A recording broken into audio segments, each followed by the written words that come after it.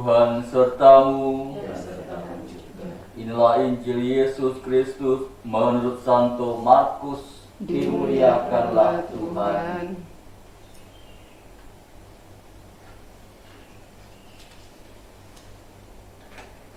Pada waktu Raja Herodes mendengar tentang Yesus, sebab namanya memang sudah terkenal, dan orang mengatakan Yohanes Pembaptis sudah bangkit dari antara orang mati, dan itulah sebabnya kuasa-kuasa itu bekerja di dalam dia.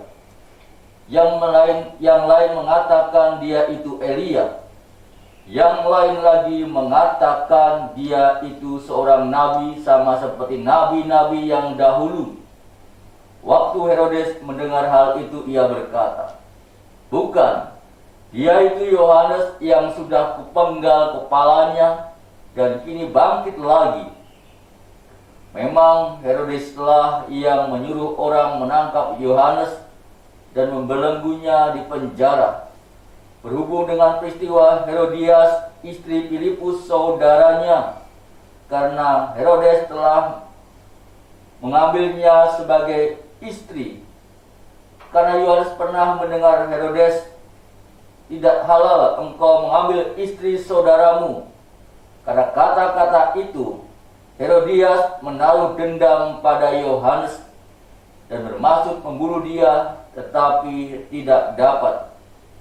Sebab Herodes segan akan Yohanes, karena ia tahu bahwa Yohanes adalah orang yang benar dan suci. Jadi ia melindunginya. Tetapi setiap kali mendengar Yohanes, hati Herodes selalu terombang-ambing, namun ia merasa senang juga mendengarkan dia.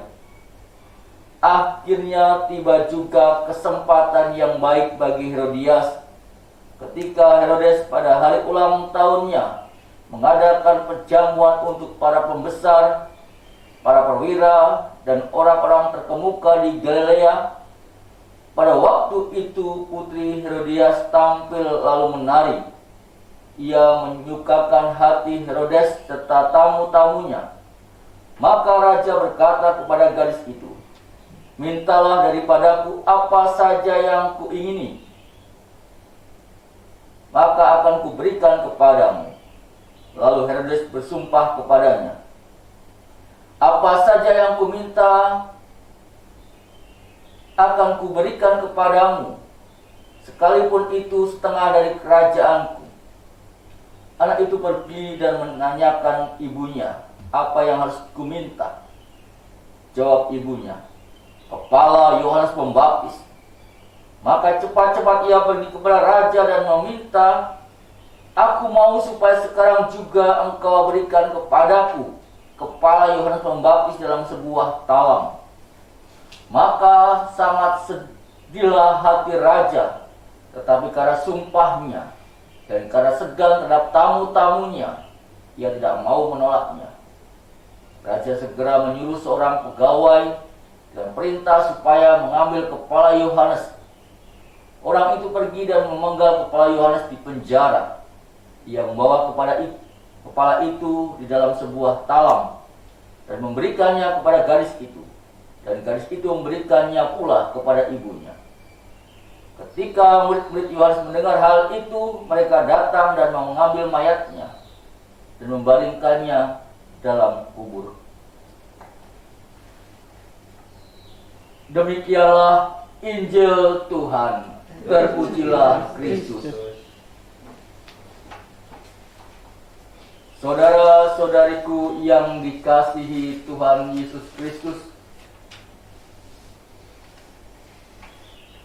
karena kesetiaannya kepada Allah dan panggilannya sebagai nabi pendahulu Yesus, Yohanes mati di bawah kuasa kelaliman Herodes. Kita juga mengetahui bahwa kematian Santo Yohanes Pembaptis diawali dengan teguran keras Yohanes Pembaptis kepada Herodes karena memperistri Herodias secara tidak sah. Karena marah, Herodes mencampakkan Yohanes Pembaptis di dalam penjara, dan Herodias ingin sekali membunuhnya. Akhirnya kepala Yohanes Pembaptis dipenggal sebagai hadiah Herodes kepada anaknya sesuai permintaan dari Herodias ibunya. Saudaraku yang terkasih, dari kisah ini ada hal yang menarik untuk direnungkan. Bagaimana anak dari Herodes yang tidak bersalah ini justru menjadi alasan pembunuhan Yohanes Pembaptis sebagai akibat dari permintaan ibunya, Herodias.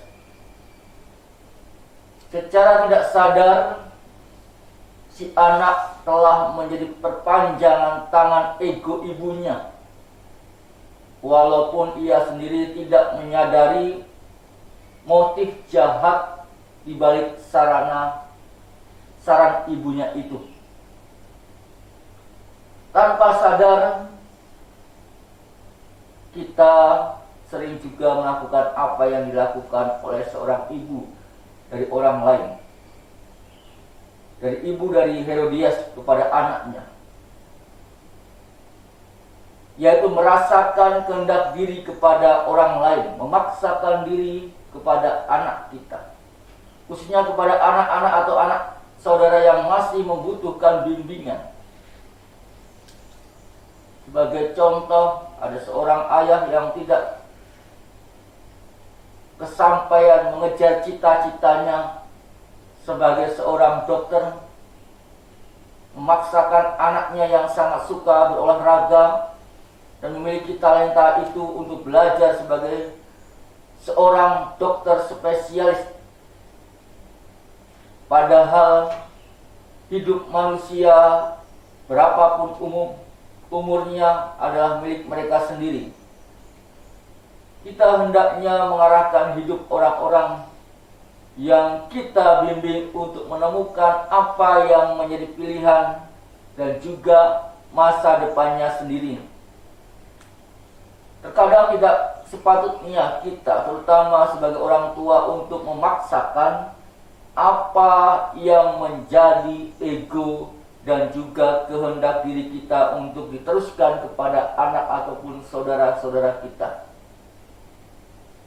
Maka marilah dalam diri kita mencoba untuk menahan diri agar tentunya tidak menjadikan orang lain sebagai perpanjangan ego diri, seperti Herodias yang menggunakan anaknya untuk melampiaskan keinginannya untuk membunuh Yohanes Pembaptis. Tugas kita sebagai orang beriman adalah membantu orang lain agar lebih mengenal diri Yesus. Jika tugas itu dijalankan dengan baik, maka bukan tidak mungkin anak ataupun saudara kita yang membutuhkan bimbingan kita akan tumbuh semakin serupa dengan Yesus itu sendiri. Kemuliaan kepada Bapa dan Putra dan Roh Kudus, seperti pada permulaan, sekarang, selalu, dan sepanjang segala abad.